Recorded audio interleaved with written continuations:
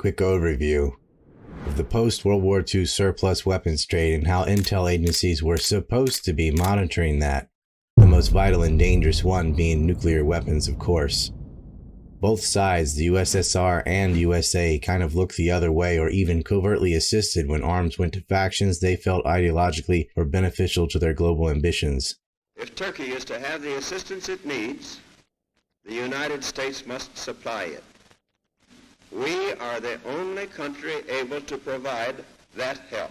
From now on, it means that anti-communist America will make its influence felt in European affairs. The US, however, had one exception, and that is when it went against its own interest regarding Egypt and the vital Suez Canal because of Israeli pressure groups. This led to the Suez Crisis, or War of 56, which made Israel decide, at any cost or risk, that it had to have the bomb. World War II, the deadliest war, culminated with the deadliest weapon, the atomic bomb. Our B-29s dropped 2 atomic bombs.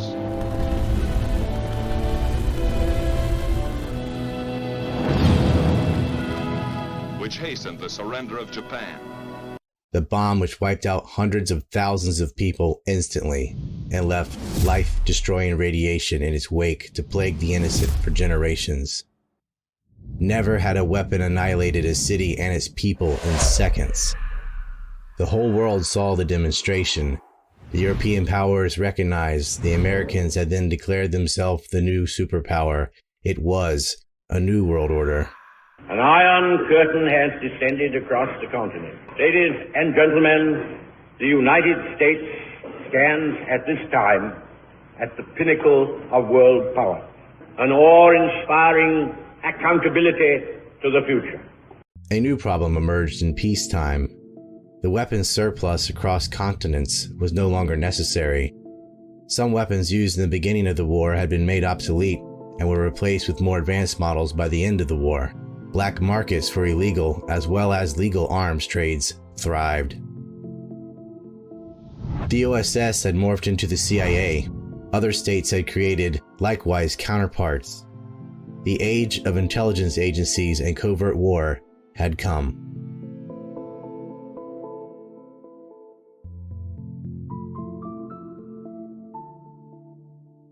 One of the first responsibilities of these new agencies was tracking and preventing weapons proliferation. The other was protecting weapons technology secrets. The goal of both was to keep these powerful weapons out of the hands of bad actors, and nothing was more safeguarded or sacred than preventing nuclear weapons proliferation. Well, at least that's how it should have been. Not everyone in America put American interests first. And with the right bribes, threats, and political pressure, criminal syndicates realized they could get away with anything. In the decades preceding the creation of Israel in 1948, which carved away huge swaths of Palestine, Haganah and Palmach zealots engaged in a campaign of terrorism. Making a majority Jewish demographic in Palestine was imperative. Of course, the horrors of World War II for European Jews accelerated migration to Palestine. There was even, up until 1939, an agreement with the National Socialists in Germany and the Zionist Jewish agency called Havara Agreement, or the Transfer Agreement, which was to send Jews to Palestine. Britain tried to limit this, but they had their hands full with World War II. Jewish terrorist groups took advantage and attacked British targets and personnel in Palestine.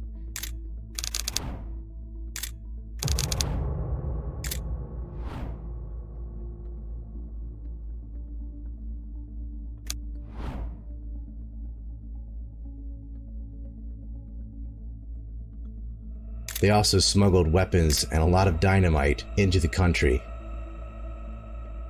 The Jewish agency, which smuggled weapons and people into what becomes Israel, would also comprise the leadership of the first Israeli government in preparation for war to maintain their annexation of land.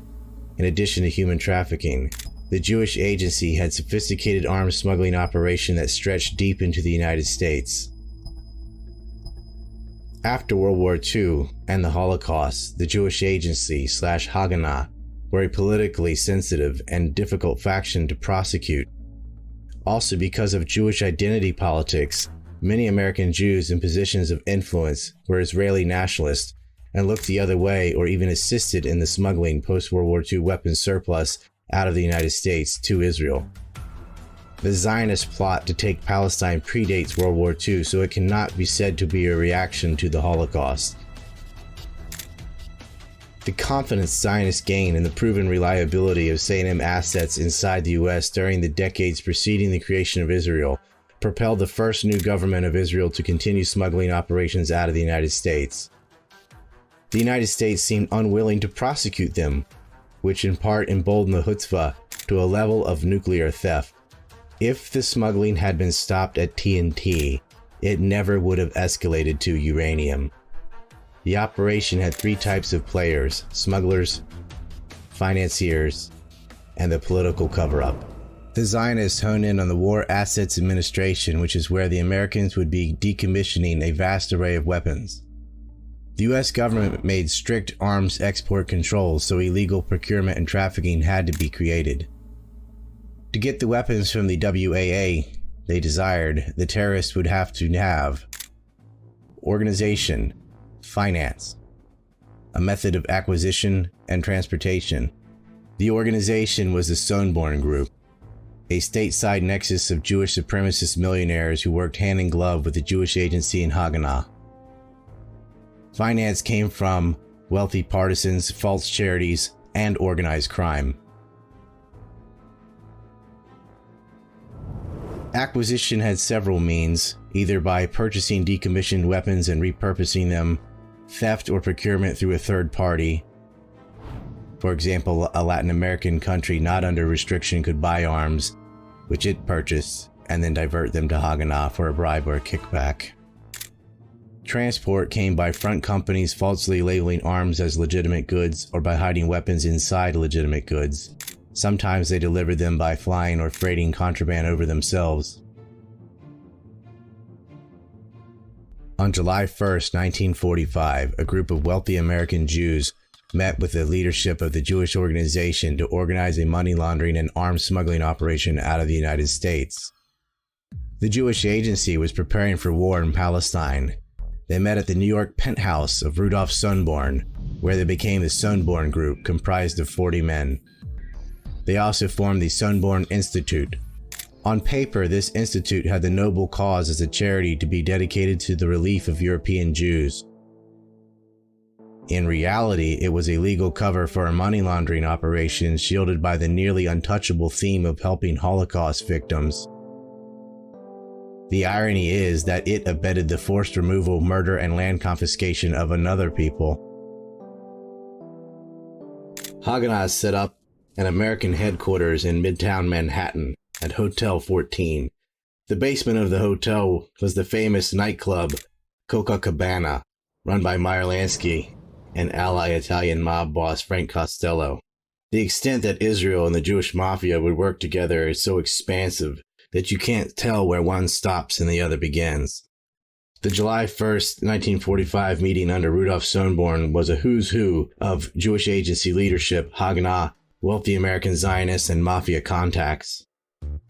At the meeting was, of course, the head organizer, Rudolf Sonborn, as well as Henry Montour, the director of United Jewish Appeal, later to be run by Charles Bronfman. His father was mafioso Samuel Bronfman, the co-founder of United Liquor, the manager of which was James Hensley, the father-in-law of John McCain, whose own father helped cover up the USS Liberty attack.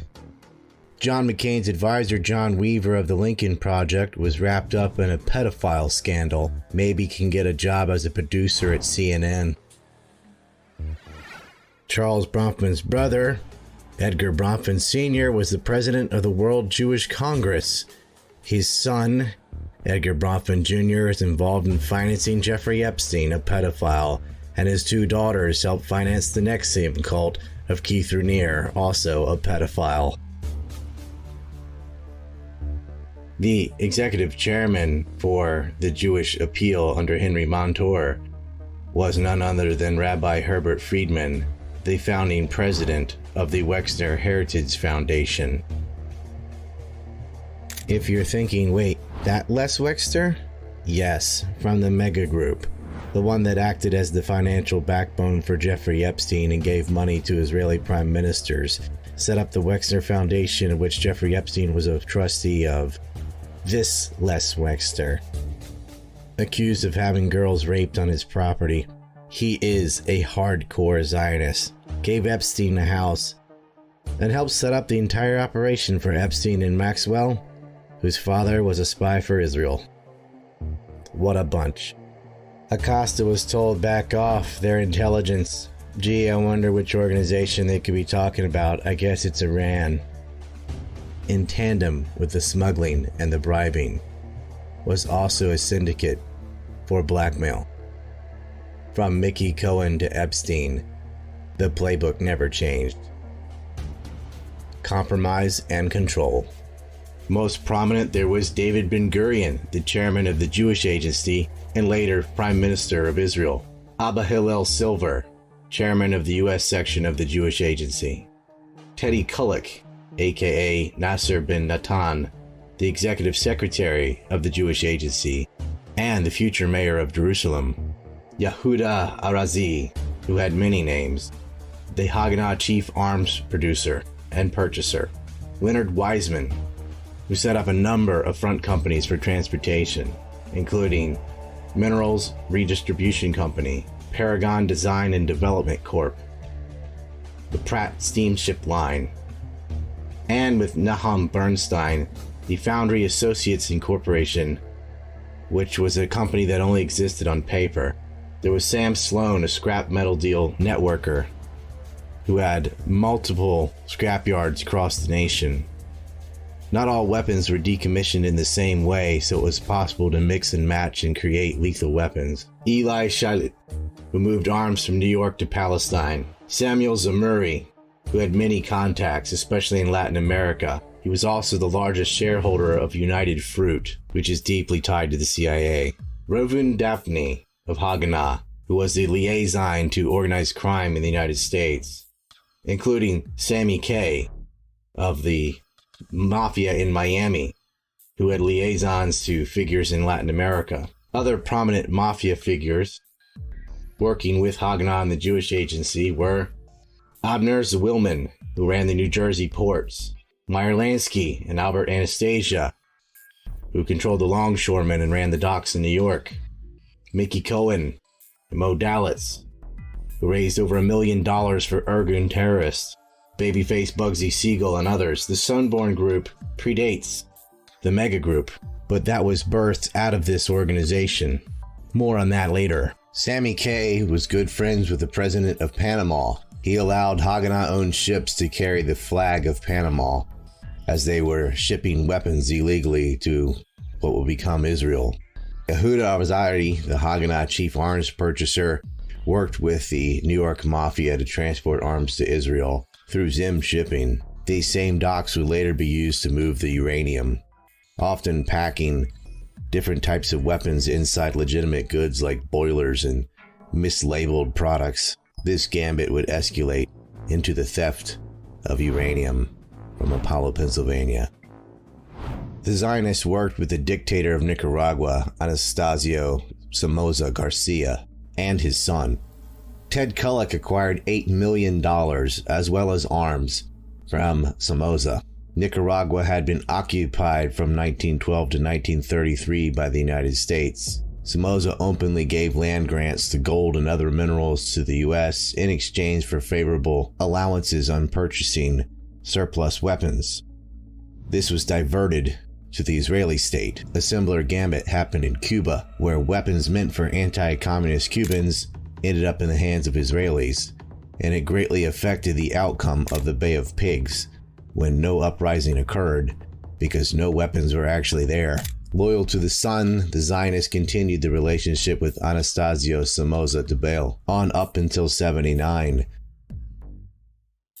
And then again, working with the United States through Iran-Contra by covertly supporting the Contras against the Sandinistas, which were who ousted the Somoza dictatorship family. Bo Dalitz, another prominent figure in the Jewish mafia, was an early business partner with Abe Bernstein of the murderous Purple Gang. They used to murder motorists for sport. That didn't bother the ADL. In 1985, they gave Mo an award. Mo would become the mob boss of Cleveland, even though most of his operations would move and center on Vegas. His businesses, however, were all over the United States. Dallas was not only a close confidant of Meyer Lansky, the two co-owned the Frolic Club in Miami. The Desert Inn Casino also took investments from convicted illegal arms smuggler Hank Greenspun, who was not only invested in, but also became a publicist there as well. He owned the Las Vegas Sun and pulled a money laundering scheme with advertising that was similar to what Boris Berezovsky repeated in Russia. Prior to that, he'd been a publicist for another mafia casino, the Flamingo, which was run by Lansky's childhood friend and murderer Bugsy Siegel, who himself accumulated $50,000 for Haganah. Greenspun's wife was given top honors by the ADL. Her husband attempted to smuggle 22 Pratt & Whitney R-2800 low airplane engines to Palestine when Haganah terrorist group was creating the State of Israel through ethnic cleansing. After jury tampering with the sole Jewish juror meeting with the defense, Greenspun and two of his cohorts, William Sosno and Samuel Lewis, were acquitted, but his other partners, Adolf Schwimmer, Leon Gardner, Reynolds Selk, and Abraham Levin, were convicted. But Greenspun would be found guilty of smuggling the machine guns that would go with the planes, as well as artillery and ammo. He stole 30 and 50 caliber machine guns from Hawaii and shipped them to Haganah in Palestine through Mexico. This he did working with Nathan Lift. Essentially what they did was move decommissioned weapons from one side of the yard to another, pulling a switch so that weapons that had not been decommissioned ended up in the hands of the Israelis. When he was indicted, Greenspun tried to bribe his way out. He offered $25,000 to Seth Solomon Pope or anyone else designated by Pope to squash a second Neutrality Act indictment against him. Solomon worked in Hawaii at the War Assets Administration in charge of decommissioning and selling off World War II surplus. He was most likely the original contact for the smuggling. The man was investigated 3 times for fraudulent sales. They also stole over 500 machine gun barrels. Reportedly, Hank took an additional 10% kickback from the arms sales he made. A grand jury in Los Angeles indicted Hank on 6 other counts of violating the Neutrality Act and export control law, Title 50 United States Code Section 701 and Title 22 United States Code Section 452. However, he only got a $10,000 fine and no jail time. Greenspun was paid through the SSC. The SSC was a front for the AJDC's Lishka, which financed communists and Bercha illegal immigration. The Jewish Agency, which was the government in waiting for the organized terrorist groups that formed Israel, facilitated the cash flow to gun runners like Hank. In concealed in the open receipts of international clandestine Jewish aid in early 50s Hungary, Zachary Paul Levine of Yeshiva University Museum writes, quote, "The JDC-Israeli collaboration that formed around clandestine immigration to Israel and welfare to migrants filled the vacuum with the creation of 2 institutions. The first created in 1952 by the Israeli government's Liaison Bureau of Israel Ministry of Foreign Affairs, or Lishka by its Hebrew acronym, which collected information and administered individual aid. The second was created in Switzerland in 1953, known as the Society of Mutual Aid, SSE by its French acronym. This organization directed AJDC funds to Lishka and represented Jewish aid providers' interest in the communist governments.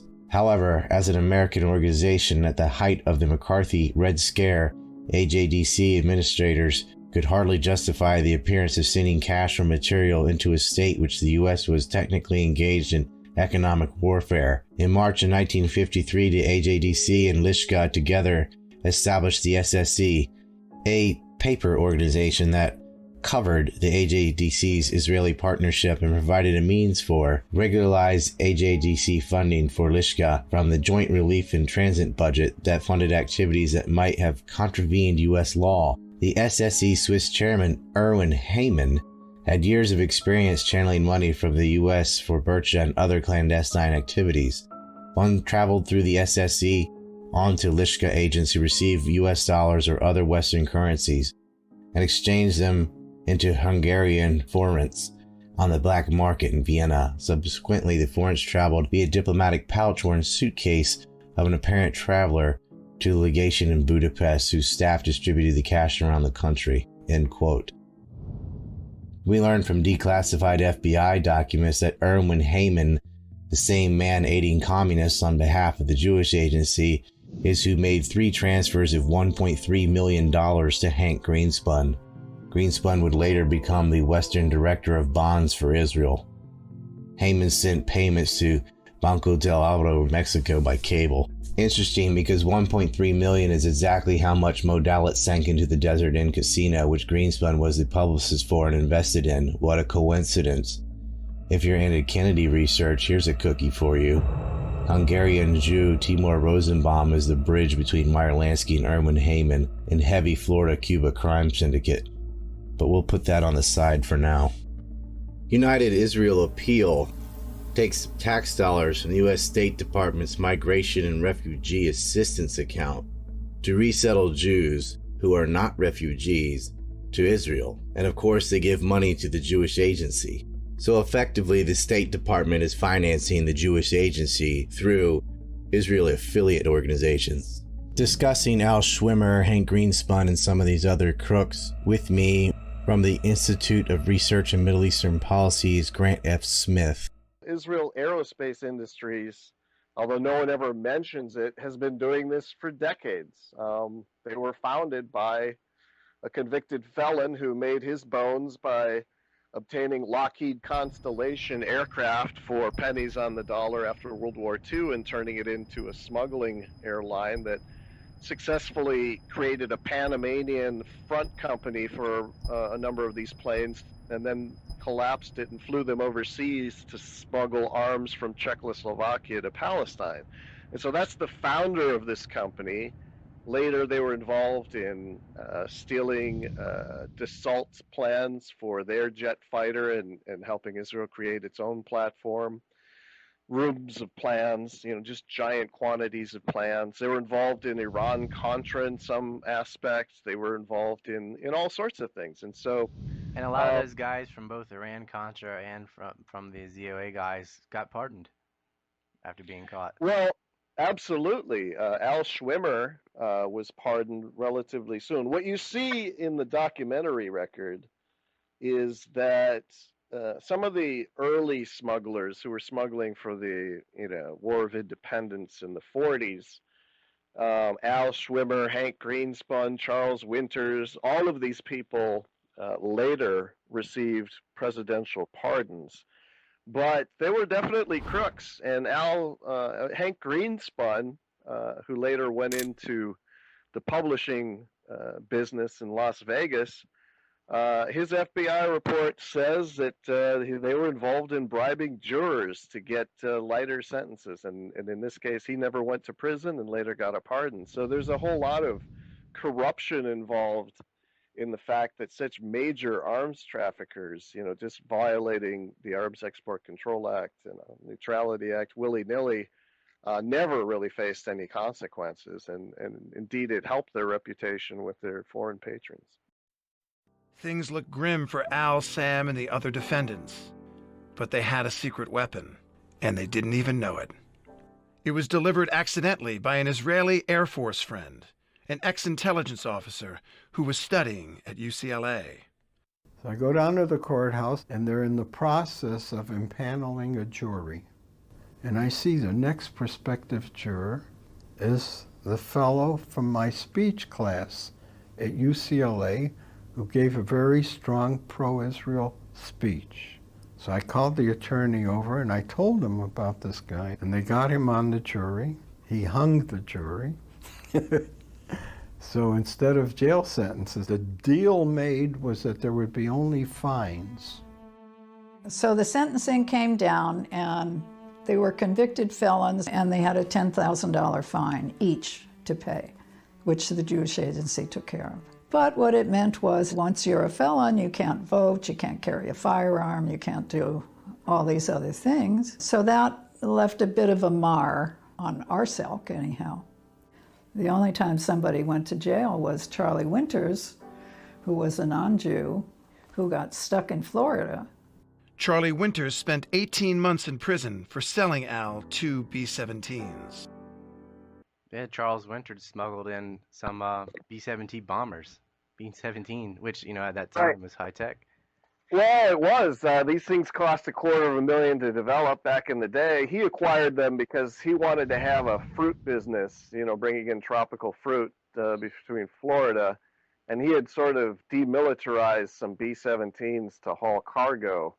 But those were still very valuable in terms of being able to retrofit them and use them. And so, the investigation only managed to convict a handful of people. And if it had been done right, if they really wanted to uphold U.S. laws, then they would have literally arrested hundreds and hundreds of people, including a lot of lawyers in New York, including a lot of on-the-ground people all over the country.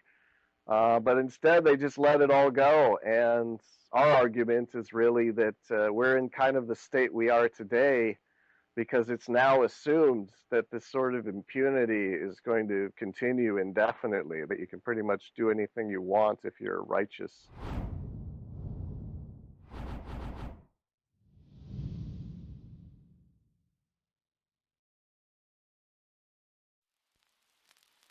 Throughout the 1950s and most of the 60s, up until the War of 1967, Israel and France were intimate allies. Following World War II was an era of decolonization.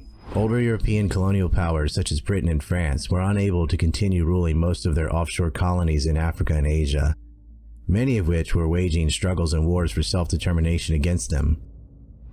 In North Africa, Algeria, which was colonized by France, was by 1954 up in arms against its colonial overlord.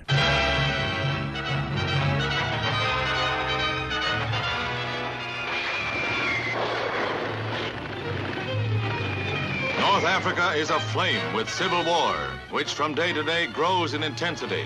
The tide of battle shifts from Algeria to Morocco almost hourly, as completely aroused nationalist natives take on the full military might of France.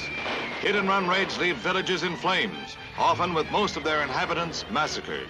All roads are under guard and barricaded, passable only to the French military. Even as talks between Arab leaders and the French take place, the unbridled fury of the guerrilla warfare continues. With 2.5 divisions deployed and French reservists called up, the rebels continue to fight, but at a cost. Already 1,700 are dead. Not even hospitals are spared in the savage struggle. As for the non-combatants, they, as always, are the pawns in a rebellion whose seeds are sown deeply. The Algerian War would last until 1962, ending with Algeria gaining independence. Throughout the war, Israel was supporting France by providing intelligence on Algeria, and in return was sold French weaponry and other military equipment. In 1956, Israel assisted France and Britain by invading Egypt and momentarily seized the Gaza Strip. This war in Egypt was carried out to overthrow the president Gamal Abdel Nasser, who had nationalized the Suez Canal.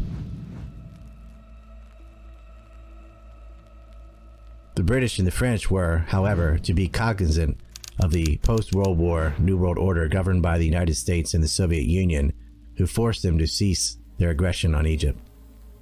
Israel likewise had to reluctantly pull back from Gaza Strip and the Sinai Peninsula in 1957 after a lot of pressure from Eisenhower.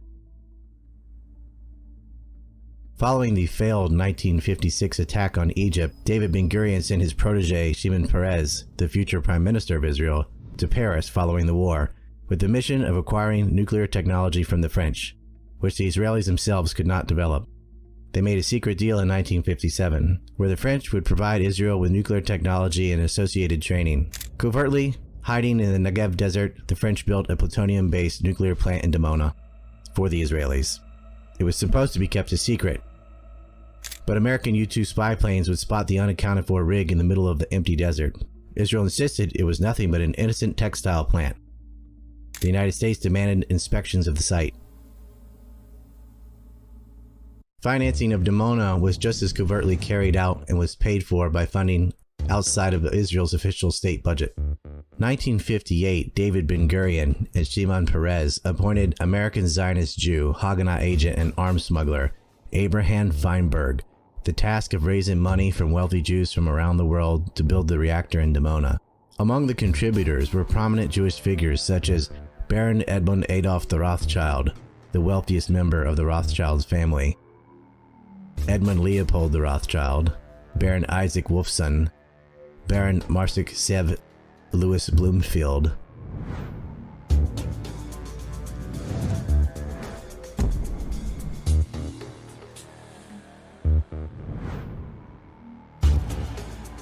Samuel Zaks, and of course, Samuel Bronfman. The collective donations, which came from the Sunborn Institute to fund the reactor, was coordinated by none other than Henry Morgenthau Jr., the former Secretary of U.S. Treasury and author of the genocidal Morgenthau Plan, which would have killed tens of millions of Germans had it been implemented. Following Roosevelt's death in 1945, Morgenthau resigned to immediately begin working for the Zionist cause. He joined the Jewish Agency, and in 1946 became chairman of the United Jewish Appeal, working alongside Henry Montour from the Sunborn Institute, who was also the executive vice president under Morgenthau and his mentor. As chairman of United Jewish Appeal, Morgenthau would, from 1946 to 1950, raise over $500 million by doing fundraisers, which would go to resettling European Jews in Palestine to bolster the Jewish demographic. Morgenthau and Montour would also, alongside with Rudolf Sonborn and Ben-Gurion and others, start the sale of Israeli bonds. Morgenthau would sell bonds worth $190 million together with Montour.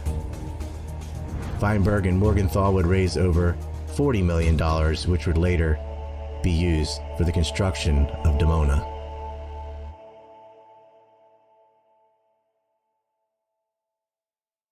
The Sunborn Group was not just working with the criminal underworld and the Jewish Agency and Haganah terrorists.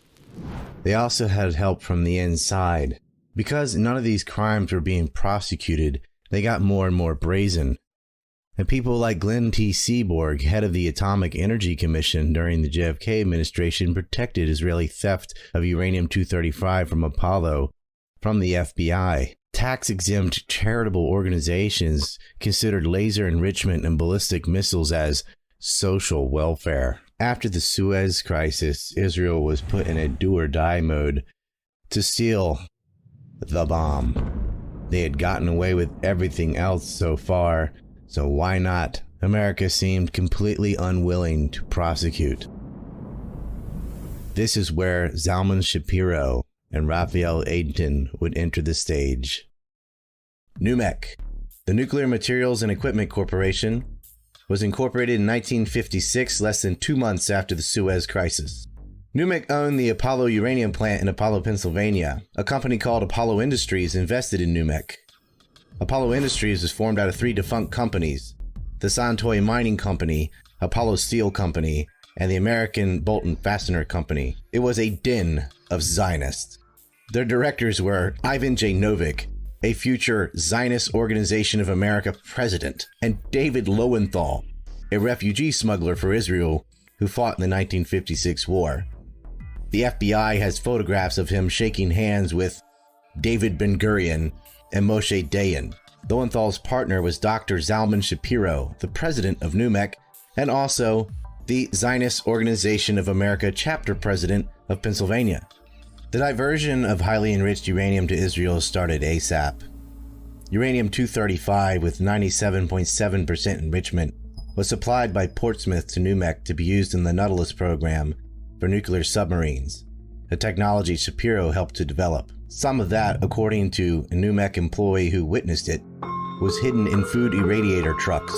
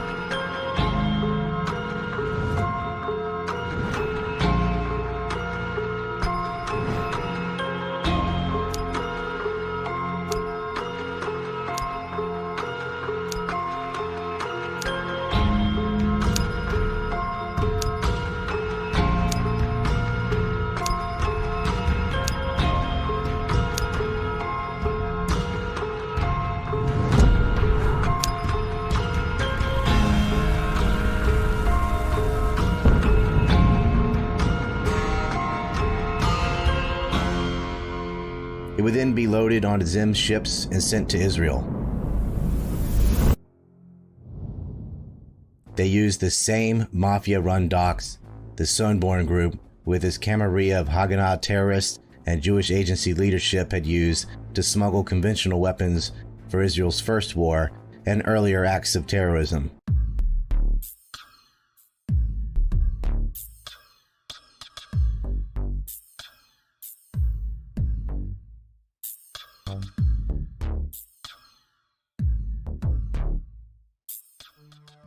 These people had blown up boats full of people, hotels, railways, an embassy, and tossed grenades through the windows of Palestinian houses. They were now leading the government of Israel.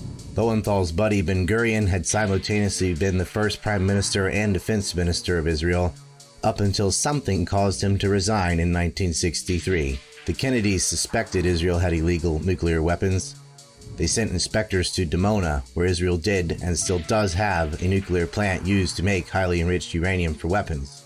In addition to inspecting Dimona, both Kennedys were going after the Zionist American Council, or Zionist Organization of America, trying to register it under FARA.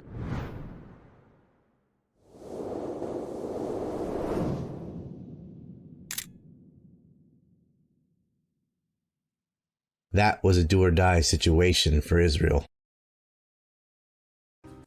1962, November 21st, the Department of Justice, under Robert Kennedy, orders the American Zionist Council to register under FARA, the Foreign Agents Registration Act. The American Zionist Council makes excuses and asks for an extension. Grant S. Smith, director of the Institute for Research, Middle Eastern Policy, recounts how the World Zionist Organization and the American Zionist Council avoid FARA 7 times, with the issue finally being dropped after the death of Robert Kennedy as the new Attorney Generals and head of the Justice Department, without any legal reasoning, put an end to the investigation. There was a clear connection between organizations claiming to be harmless nonprofits like the Zionist Organization of America and the arms smuggling. You have the Justice Department and State Department which administered the Foreign Agents Registration Act for 7 separate occasions, ordering this organization to register as a foreign agent since they were under the control of the World Zionist Organization. And yeah, as you said, they made a deal with the top person of justice, and that really shows how political DOJ attorney generals are. Made him basically overrule the staff attorneys and the career people, as I'm sure never ever happens here in Washington, but overrule them, kind of stab them in the back and say, you know what, ZOA doesn't have to register.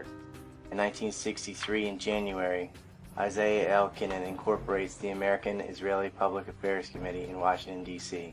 The same year, 1963, JFK tells Israeli Prime Minister David Ben-Gurion that Israel will not be allowed to have nuclear weapons. Israel builds a nuclear facility in Dimona anyway. Kennedy demands inspections. Israel lies to the U.S., even going as far as building another phony plant for them to inspect. Israel acquired yellowcake uranium from Argentina. Canadian intelligence got wind of this and passed it on to the United Kingdom and the Americans. Everyone was well aware of it. JFK said to his advisor Charles Bartlett about Israel and Ben-Gurion, "The sons of bitches lie to me constantly about their nuclear capacity." Under pressure from JFK wanting to inspect the nukes, Ben-Gurion resigned. Levi Eshkol replaces Ben-Gurion, and Kennedy goes after him as well. October 1963, the Department of Justice demands again that the American Zionist Council register under FARA. "The department expects a response from you within 72 hours, RFK wrote. The following month, 1963, JFK is assassinated. In short, who and how this murder took place is highly contested.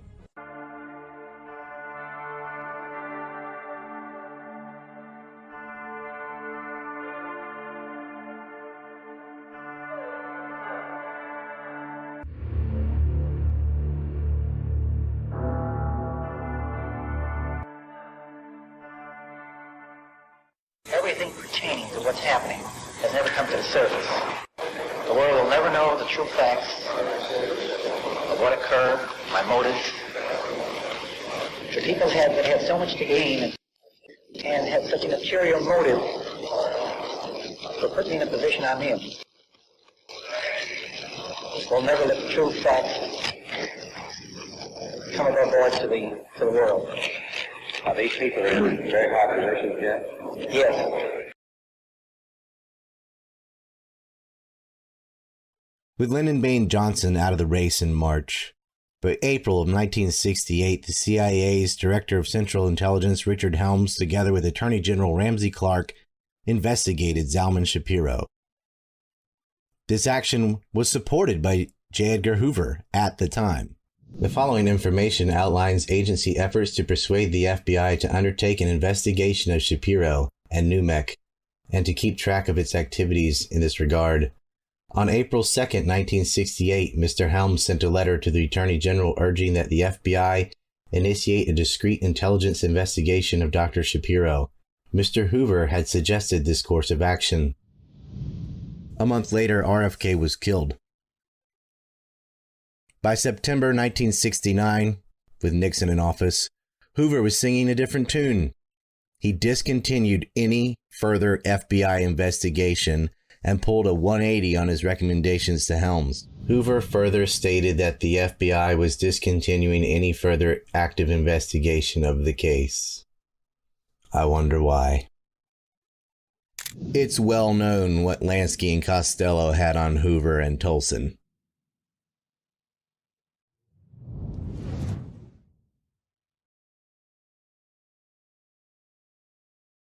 However, CIA staffers already had dead-to-rights physical evidence. John Hayden and Carl Duckett had done the legwork. Highly enriched uranium with a Portsmouth signature with 97.7% enrichment had been found by testing the flora outside Dimona.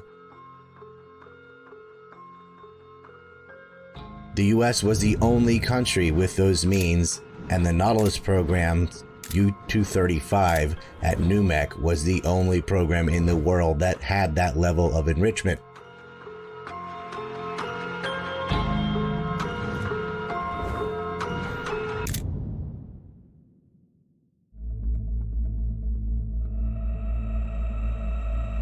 But Lyndon Johnson didn't want to know about it. Neither did Syndicate President Nixon. Briefings were made in 1976 to Attorney General Edward Levy by Carl Duckett and former Atomic Energy Chairman Glenn Seaborg. The internal CIA documents were not released, however, until 2015. The mass media avoided reporting on this information more than it did the coverage of the Ghislaine Maxwell trial. Regarding the cover-up, researcher Grant F. Smith explains to radio host Scott Horton. What all did the government know about the theft of this nuclear material at the time and the extent of the Israeli spy ring in America at the time? And did the government at the time just sit back and let this happen, or were they in on it, or they couldn't do anything about it, or they did do something but not enough, or what's the choice? Well, all of the above. At first, the Atomic Energy Commission realized that NUMEC was losing a much higher percentage of weapons-grade uranium than any plant in America, and they focused in on it and conducted a bogus crackdown in which they interviewed employees, but they wouldn't take any notes, and they didn't want to be embarrassed because they had a conflict of interest. They were trying to promote atoms for peace and get nuclear businesses in America started, so they didn't want to crack down on a plant. They called in the FBI. The FBI recommended, after very few years, they said, you know what? Zalman Shapiro, the owner of the plant, is a national security risk. All he does is travel to Israel and hang out with intelligence operatives in the United States. He's up to something, so pull his security clearances and don't send any more nuclear material to NUMEC. Well, the Atomic Energy Commission would not do that for all of the conflicts that I just mentioned. And it really wasn't until the Nuclear Regulatory Commission, which was, a subsequent organization to the AEC, in the mid-70s, began trying to look at how to safeguard nuclear facilities from diversion. And they had a couple of disgruntled people investigating it at the Nuclear Regulatory Commission. And so to quell these disgruntled people, they invited the CIA, Carl Duckett, in to give a briefing. And Duckett said basically, uranium was stolen from the United States and given to Israel. The CIA, beginning in 1966, 67, 68, thought Israel had the bomb, but they hadn't confirmed that Dimona was producing plutonium. And so they charged the CIA station chief, John Haddon, and his people in Tel Aviv to make trips to Dimona and collect samples in the environment. Remember the gaseous effluents. At any nuclear plant, you can pick up very small traces of radioactivity. That's why they're so closely regulated, to keep those traces very small. So they were looking for plutonium in the environment, and John Haddon's son remembers going out there with his dad on peanut butter sandwich trips, where the kids would eat the peanut butter sandwich and the father would collect flora in the vicinity, throw it in the trunk, and head back to Tel Aviv. We don't know today who counted those, did the radioactive analysis of those samples, but they found highly enriched uranium before they found plutonium, and there was no highly enriched uranium at Dimona. Israel had no capability to enrich uranium. What we know today is that they were able to put a signature on that highly enriched uranium that proved that it came from the United States, that it came from the naval nuclear program, because the fuel for Navy reactors was 97.7% enriched.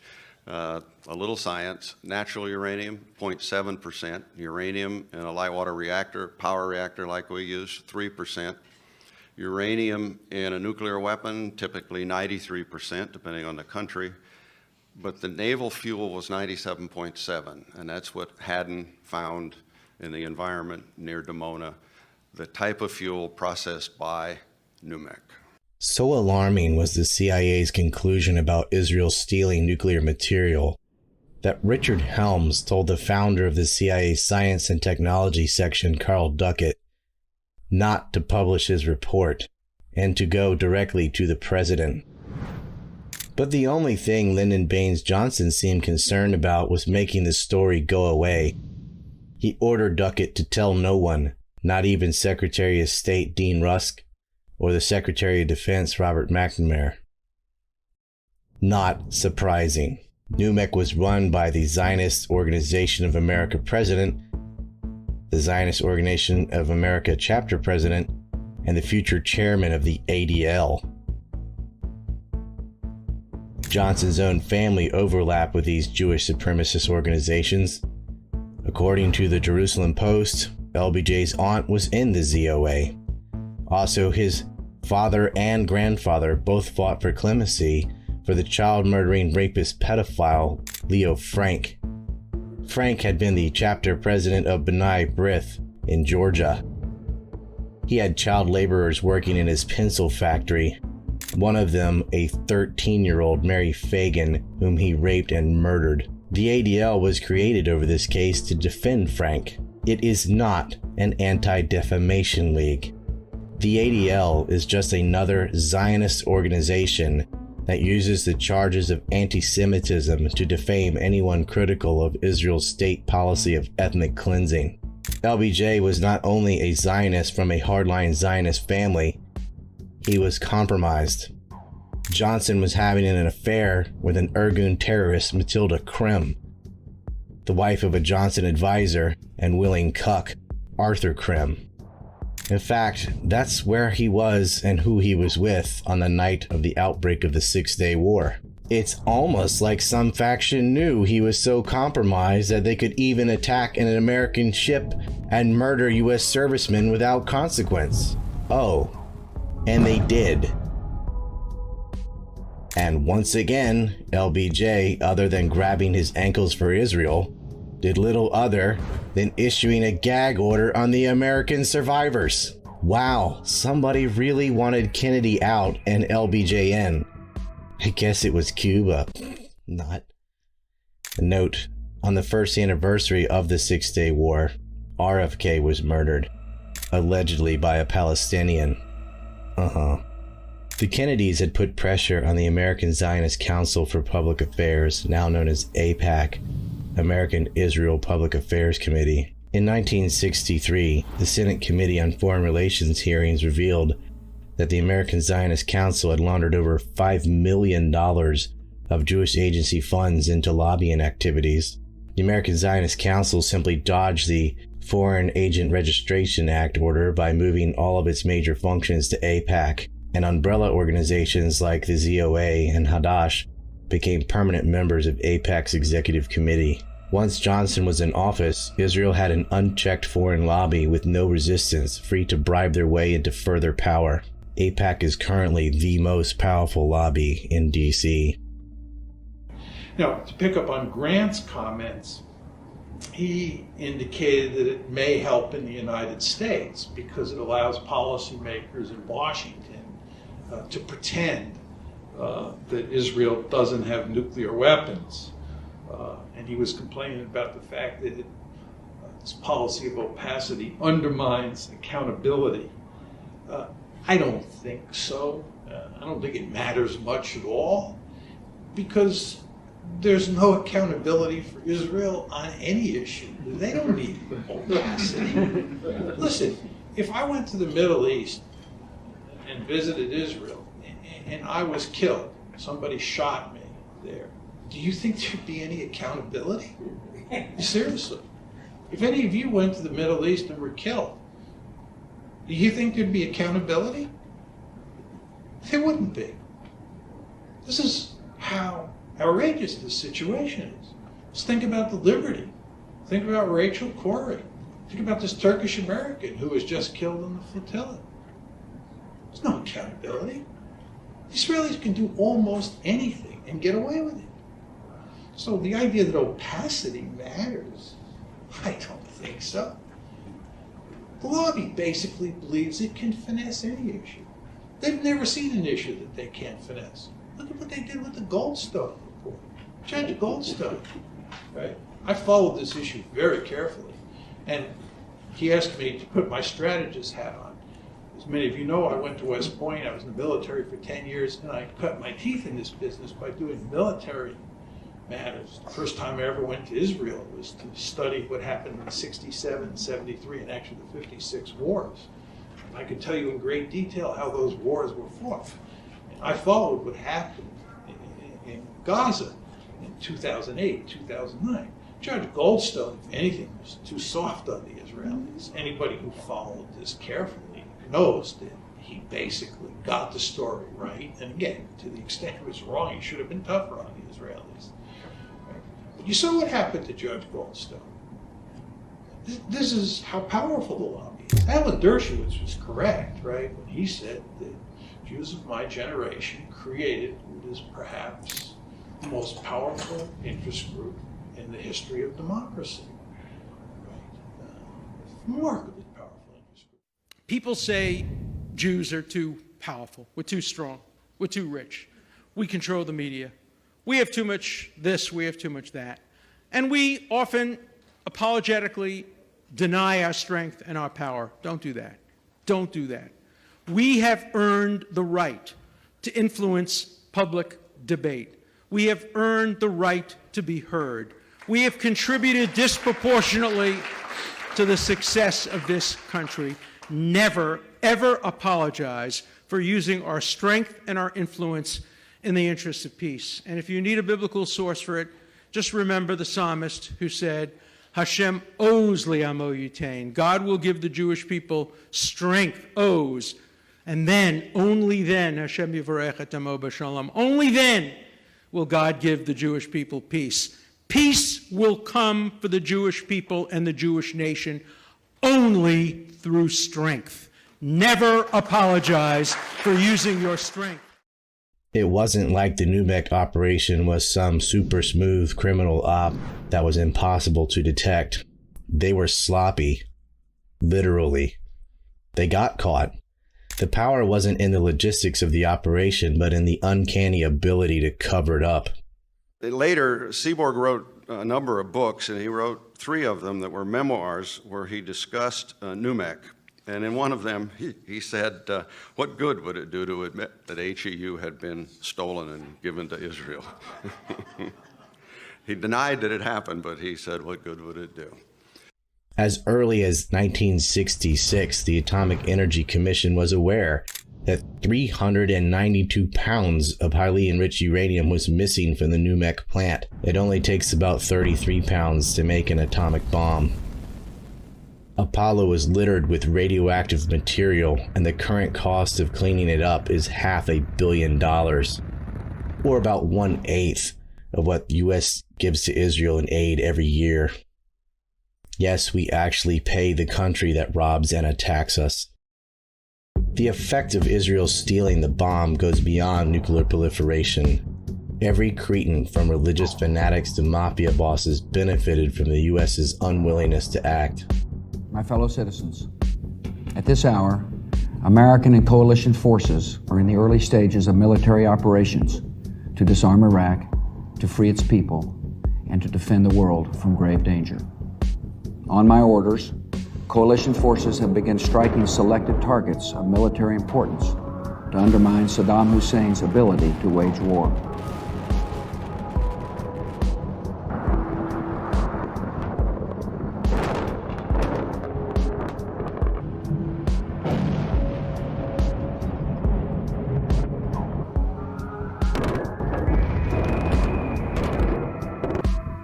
On my orders, there never would have been an Office of Special Plans comprised of Zionist neocons who dragged us into a war in Iraq. There never would have been a proxy war covertly aiding Al-Qaeda in Syria or sanctions on Russia and Iran if this Zionist grip on power had broken in its early years.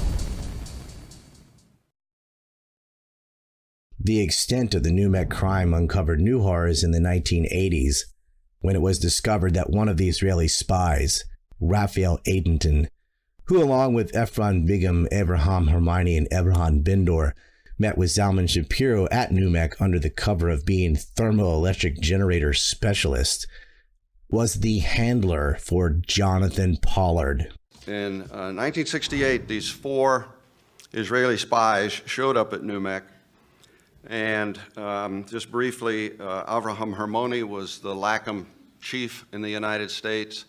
He recruited a number of spies for Israel in the nuclear program.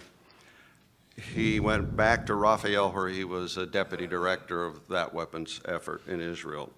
Ephraim Begun was sort of the technician of Shin Bet, the Israeli FBI. Abraham Bender went on to be the head of Shin Bet. Raphael Eitan went on to be the head of LACM and recruited and ran Jonathan Pollard in the United States. Jonathan Pollard was sentenced to life in prison for giving U.S. secrets to Israel, including the U.S.'s first strike plans against the Soviet Union. He is the most damaging spy ever caught in U.S. history.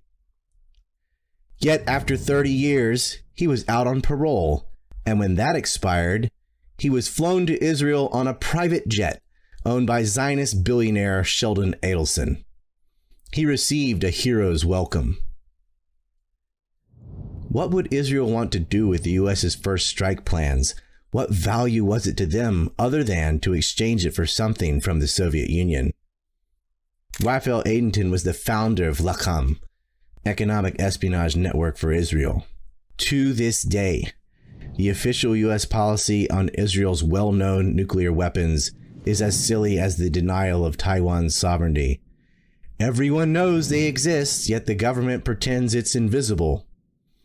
Even though Israel made an offer to sell nuclear-tipped Jericho missiles to South Africa, PW Bother only pulled out of that deal, by the way, because of the price. Israel is not a signatory to the NPT, Non-Proliferation Treaty, nor will it ever be asked to be.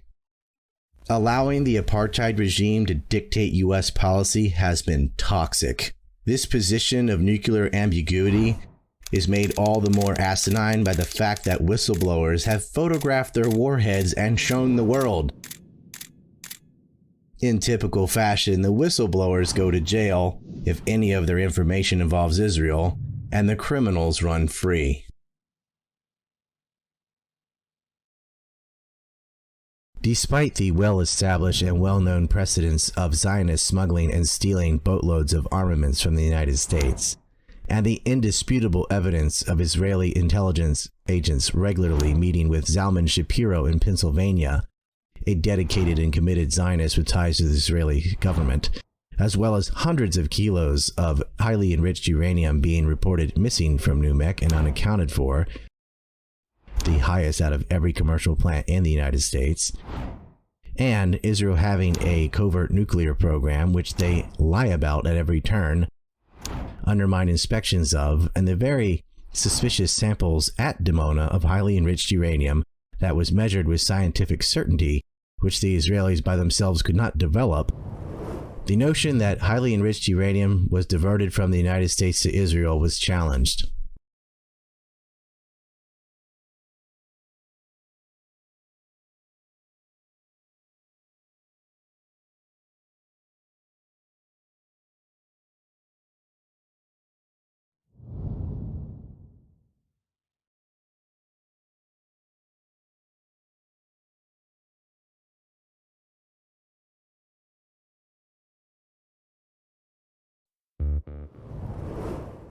He related that when he entered the loading dock area on this particular evening, he noticed a flatbed truck backed up to the loading dock with some strange equipment on it.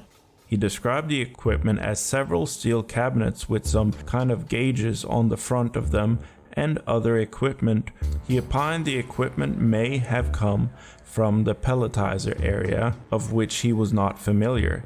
He advised he then noticed the New Mexico owner, Dr. Salman Shapiro, pacing around the loading dock while we're loading stovepipes into the steel cabinet type equipment that he observed on the truck. He stated that the stovepipes are cylindrical storage containers used to store canisters of high enriched materials in the vaults located at the Apollo nuclear facility. He stated that the stovepipes contained 3 or 4 canisters, which were described as highly polished aluminum with standard printed square yellow labels, approximately 3 inches in diameter by 6 inches tall, that normally are used to store high enriched uranium products, which he defined as 95% uranium. He advised he was sure this was high enriched uranium products due to the size and shape of the container and the labeling. He stated that the containers he used in the low enriched area were much larger than the canisters he observed and used a different label. He further advised that the route the workmen transporting the stovepipes used took them away from the low enriched area and brought them onto the dock through a different door. The low enriched materials vaults were located approximately 50 feet from the dock area down an angled corridor. He said the normal route for high enriched materials from the high enriched vaults was down the same corridor where the low enriched vaults were located. He said he noticed that the destination for the equipment on the truck was Israel and that it was transported by ship. He stated that after he had quickly read the information contained on the shipping order, Redacted grabbed the clipboard away from him, telling him in words to the effect that the material contained in the shipping order was confidential and not for his eyes. He advised that shortly thereafter an armed guard ordered him off the loading dock. He stated that he did not observe anybody call the armed guard, nor did he see the guard on the dock, but that he believed the guard came from one of the hallways adjoining the dock. He further advised that it was highly unusual to see Dr. Shapiro in the manufacturing section of the Apollo nuclear facility. It was unusual to see Dr. Shapiro there at night, and very unusual to see Dr. Shapiro so nervous as to pace around. He advised he had not come forward because he had a large family to support and the day following the incident, the plant personnel manager of NUMEC threatened to fire him if he did not keep his mouth shut. Concerning what he had seen on the loading dock the night before, he further advised he mentioned the threat he received from the personnel manager to his union steward, whereupon he claims he was visited by some union goons from Kittanning, Pennsylvania, and again told him to keep his mouth shut. Seymour Hersh, an award-winning journalist that covered the stories of the My Lai massacre in Vietnam and Abu Ghraib prison scandal in Iraq, concluded in his book, The Samson Option, that Carl Duckett's assessment that Israel developed nuclear weapons with highly enriched uranium stolen from the United States was incorrect. Quote, Zalman Shapiro did not divert uranium from his processing plant, NUMEC, to Israel. The missing uranium was not stolen at all. It ended up in the air and the water of the city of Apollo, as well as in the ducts, tubes, and floors of the NUMEC plant. End quote. Yes, much of it did end up in those areas. However, much of it was also diverted to Israel. According to the Department of Energy, in an extensive audit in 2001 where they took all the records they could lay their hands on, they calculated that NUMEC's materials unaccounted for were massive, and that the highest losses occurred between 1966 and 1968, not even this earlier period where they were mishandling contracts. That in total, 269 kilograms of U-235 were lost between 57 and 68, and only 76 kilograms lost after 1969 and 1978. Now, the common denominator here is when Zalman Shapiro was actually in charge of the operation. During his reign, they lost about 2% of the U-235. Subsequently, after he moved on, they lost about 0.2%. And this is in spite of the fact that, according to the DOE, total throughput went up. So ARCO and Babcock and Wilcox were handling more material and losing less of it, according to the Department of Energy 2001 audit. And NUMEC, even though it was tiny, won the American record for U-235 losses. Nearly twice the amounts of other companies in the same industries, cohort organizations, according to the Energy Department. Now, what you hear from defenders of Zalman Shapiro and NUMEC is that, and Seymour Hersh, who, even though he interviewed Abraham Feinberg, never knew that he was actually the nuclear funding coordinator. Don't know how he missed that. But you hear from Hersh and others in his famous book, The Samson Option, that all of the material was recovered when Babcock and Wilcox took the plant apart. And it's true that 95 kilograms, according to the Energy Department, were recovered. But that wasn't all that was missing. This still leaves, to this day, a balance of 337 kilos, and this is discounting processing losses, sloppy operations, everything. So the outstanding balance is 337 kilograms. Seymour Hersh further asserts, Duckett and the other government investigators into NUMEC acknowledged that there was no meaningful correlation between the uranium processed in the NUMEC plant and the traces of enriched uranium picked up by American agents outside Dimona. Roger J. Mattson, a trained scientist who has served in the Atomic Energy Commission, Nuclear Regulatory Commission, and the Environmental Protection Agency, has consulted on nuclear safety and security matters in his professional career, and in 1976 led a Nuclear Regulatory Commission task force addressing the NUMEC affair, goes to great lengths in his book, Stealing the Atomic Bomb, How Denial and Deception Armed Israel, debunking that claim made by Seymour Hersh. Among the many points Mattson brings up to refute Hersh, the most salient are the facts that only 5 countries, France, Britain, Russia, China, and the United States, were able to enrich uranium at that time, and more importantly, the samples of uranium found at Dimona matched the highly enriched uranium that was developed in the Portsmouth plant, which was supplying Zalman Shapiro's NUMEC plant.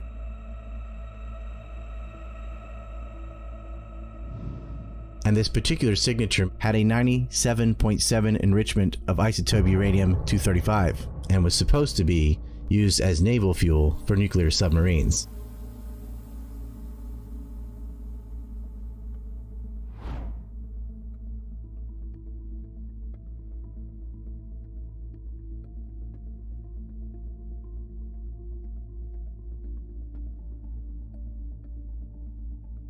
Coupled with high losses of highly enriched uranium from NUMEC that was unaccounted for, its ties to Israel, there is of course a correlation between Dimona and NUMEC, contrary to what Hersh claims.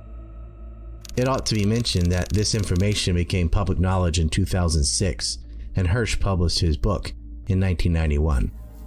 Also in Hersh's book, he cites interviews he did with Zalman Shapiro himself. Shapiro claims that the meetings he had with Israeli officials at his house were merely about issues of protecting Israel's water supplies. There is a massive precedent of Israelis stealing technology from the United States with impunity. This is, however, not limited to the United States.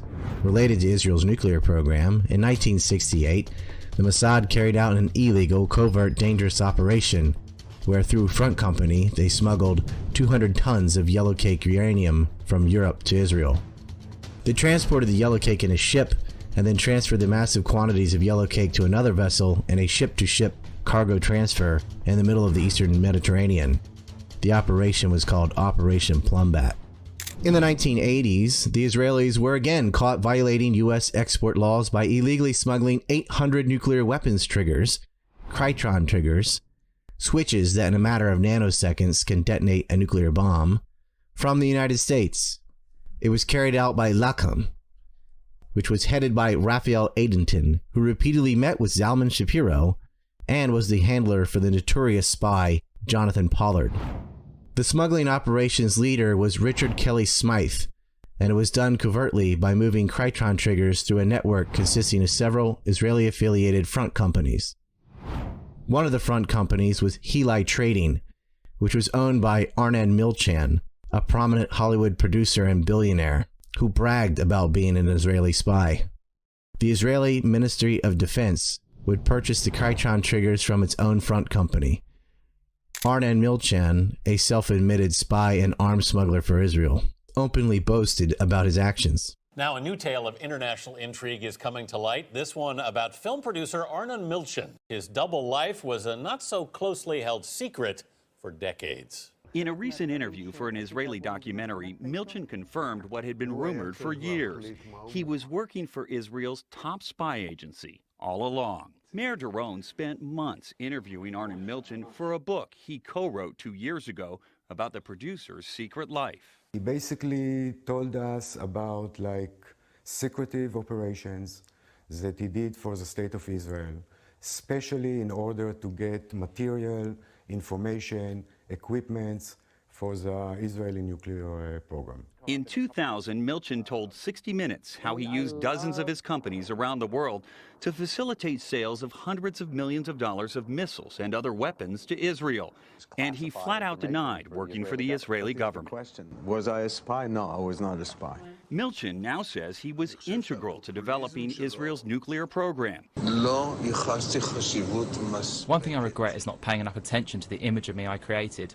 Do you know to what extent I've risked my life for the country time and time again? And in Hollywood, they keep on saying arms dealer after more than 150 films. Them. I did it for my country and I'm proud of it.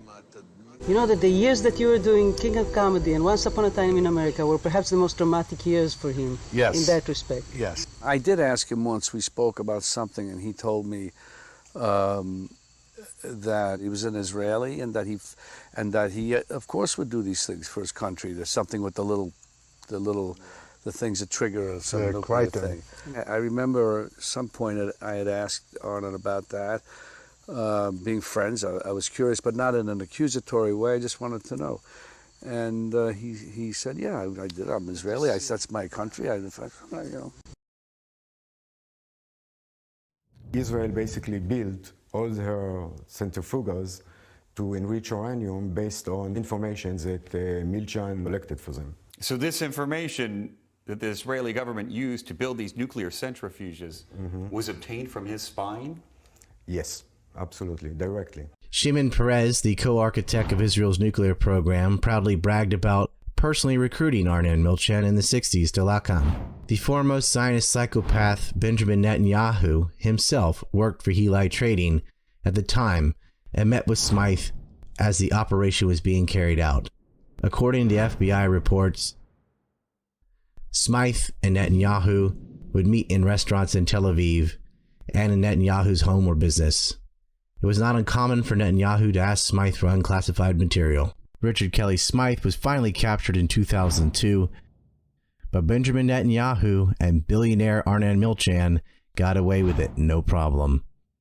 In fact, the House of Representatives unanimously received Netanyahu in Congress for the exuberance of fanatical cultists. Prime Minister of Israel, His Excellency Benjamin Netanyahu.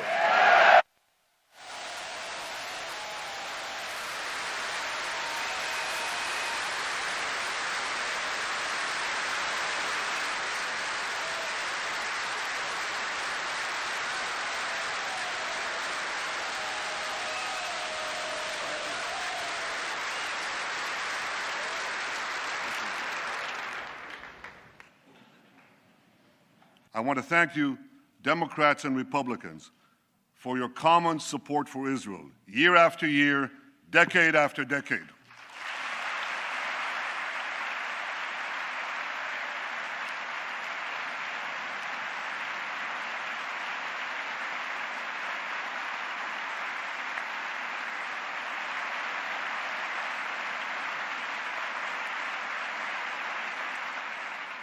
I know that no matter on which side of the aisle you sit, you stand with Israel.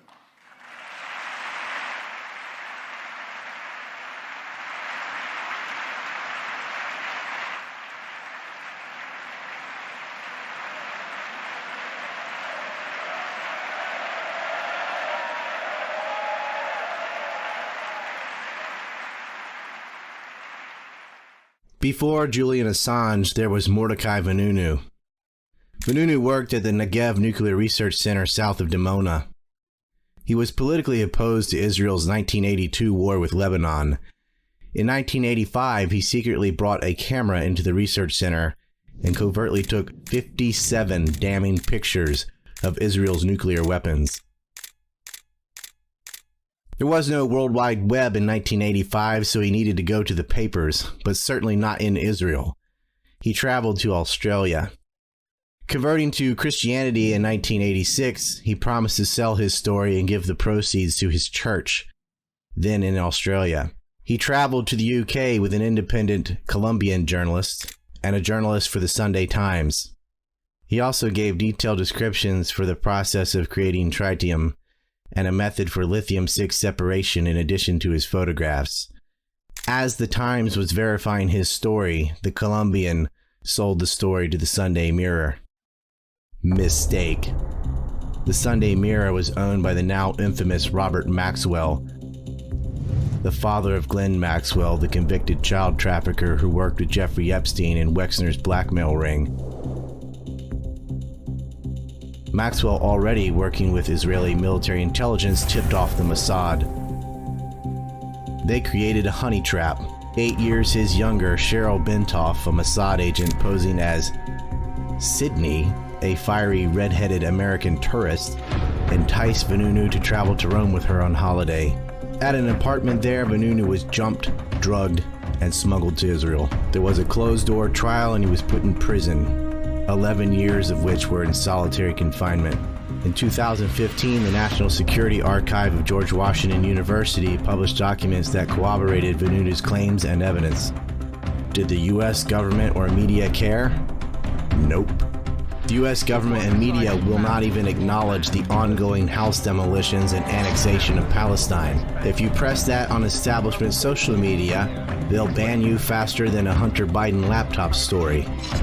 America does not have a free press or free speech, and none of this would be the way it is if this man had lived. You give great care and attention to. We should support the laws which the United States has passed in order to protect us from those who would destroy us from within. The murder of American President John F. Kennedy brought to an abrupt end the massive pressure being applied by the U.S. administration on the government of Israel. Had Kennedy remained alive, it is doubtful whether Israel would today have a nuclear option. We wouldn't have a Middle East like we have today if John F. Kennedy's policies had been pursued and if he had not died on November 22nd.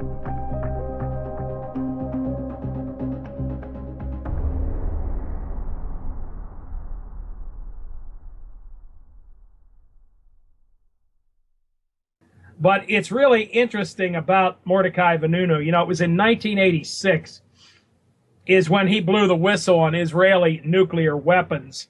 I found out that Vanunu had actually said, he actually alleged that there was a link between the JFK assassination and the 1967 war that Israel launched against its Arab neighbors. When Vanunu was released from prison under some great sanctions by the Israelis, limiting his contact and so forth with people, he made a public assertion that he believed that supporters of Israel's nuclear weapons program were in fact involved in the JFK assassination precisely because of JFK's efforts to stop Israel from building the nuclear bomb.